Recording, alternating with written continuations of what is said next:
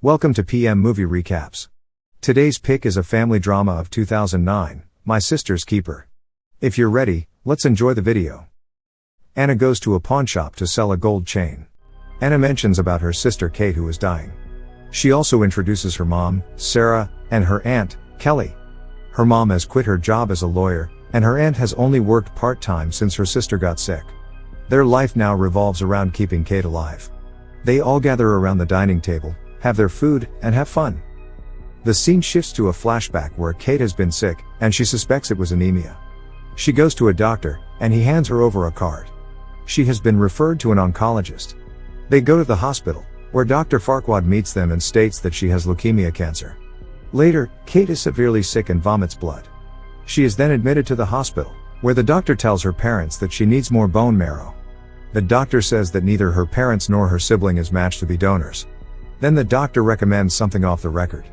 He suggests they have a test tube baby. By this, they can assure a 100% match for Kate. In the present day, Kate has a fever since all night long. Anna reaches out to Kate and sees that her nose is bleeding. The other day, after completing school, Anna met Mr. Campbell. He is the attorney for Anna because she wants to sue her parents for rights to her own body. She explains that her sister, Kate, has leukemia, and her parents are forcing her to donate her body parts for Kate's treatment. She knows that she will be required to donate one of her kidneys to her sister. Anna is worried that, donating her one kidney to Kate, she will be restricted of many things in her life. She will not live a normal life and have to be extra careful regarding her health. Campbell sees the report and finds out that she is not lying. Anna gives him $700 and asks for his help, to which he agrees. Sometime later, everybody is in the hospital. Anna's attorney Campbell shows up in front of the ward and tells Sarah that she has been served. Sarah becomes very confused and furious. Anna tells her that she got herself an attorney and sued them. Anna doesn't want to do it anymore. She argues with her mother and gets slapped, and Anna leaves the room. Brian, Kate and Anna's dad, receives a call from her wife when he is in the middle of his firefighting job. Later that night, everybody sits together where Anna tells everyone that she doesn't want to do the transplant.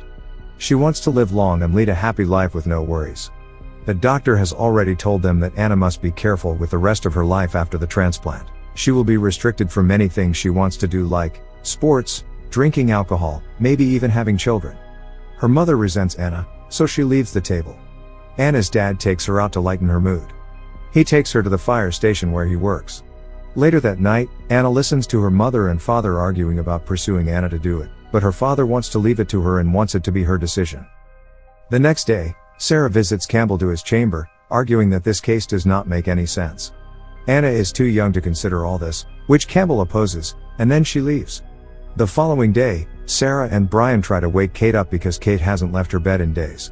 She feels sick and insecure about her appearance. So her mother trims her hair to support her.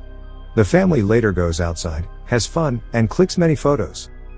In the next scene, Kate is in the hospital bed and admiring her slam book with many pictures of their family.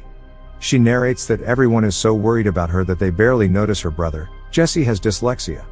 Sarah and Brian want to send Jesse to a special school to see some progress.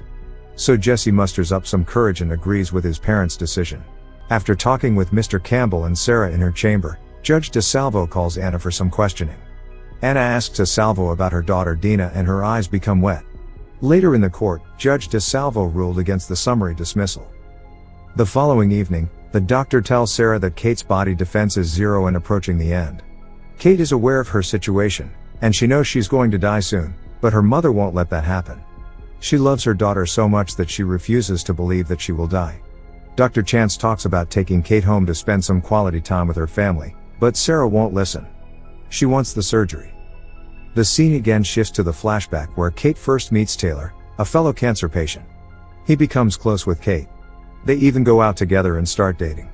Taylor asks Kate to a prom that the hospital conducts for sick children. They both go to the prom and end up spending the whole night together. Later, after a couple of days, Kate is mad because Taylor has not called her nor replied to her text. Her mother inquires about it and finds out that Taylor is dead. Kate goes through dialysis and wants to go to a beach. Her father arranges everything to take her to the beach, but her mother does not consent. She wants Kate to be in the hospital to easily monitor her there in the presence of doctors and nurses. But Kate's dad takes her to the beach after fighting with her wife. Kate has a good time on the beach, and her mother joins them a little while after and brings her back to the hospital before 7 p.m. Later, on the given date, court resumes, and the scene shifts to the flashback where Anna stops Kate, as she was committing suicide by overdosing on her medication. Kate learns about Taylor's death, so she wants to die to meet Taylor. Back to the scene, Anna doesn't want to donate her body parts anymore, but her mother suspects someone is there behind her words. Someone might be influencing her to do so. Later, Jesse also comes to the court frustrated and reveals that Kate made Anna do so because Kate wants to die. Kate knows that she won't survive her subsequent surgery very well, but her mother is not ready to accept it. Her mother says that Kate would tell her if something like that happened. Her husband says that Kate has told her millions of times, but she would not listen because she loves her so much. The next moment, Mr. Campbell leaving the courtroom without any notice. As he crosses the door, he tumbles down as he has epilepsy. The court session continues as soon as Mr. Campbell becomes fine. The judge makes her decision. But before giving the final verdict, she wants to talk with Kate personally. After talking with Kate, she leaves, and her family members join her. They give Kate many pieces of advice and remedies to cure her situation. Brian orders some pizza to lighten the situation. The family then has funny conversations and has pizza. Kate has made her mother a book with all their memories. Her mother cries, then they both lie together in the bed. In Kate's funeral, everyone expresses their sorrow. After a couple of days, Anna gets a surprise visitor. It's her attorney, Mr. Campbell. He notifies her that they won the case, which holds up his 91% success rate record. After Kate's death, many things change. Sarah starts her work. Brian takes early pension and now spends time counseling troubled inner-city youth. Jesse goes back to school and gets a scholarship to a fancy art academy in New York. Anna narrates that they go on vacation every time on Kate's birthday. Thank you for watching, but before leaving, please make sure that you click subscribe and turn on the notification so that you can enjoy watching more videos like this.